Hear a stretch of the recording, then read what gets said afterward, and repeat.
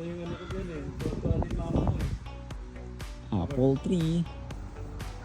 Yung mga mansanas dito, mga native na mansanas. O yan.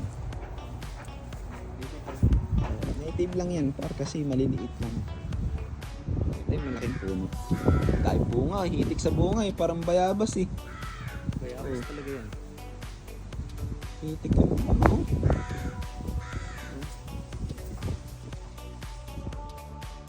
Grabe yung bunga ng mga apple dito.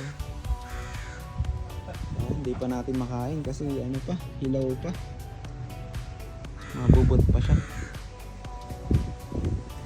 Medyo lalaki pa ng konti siguro to.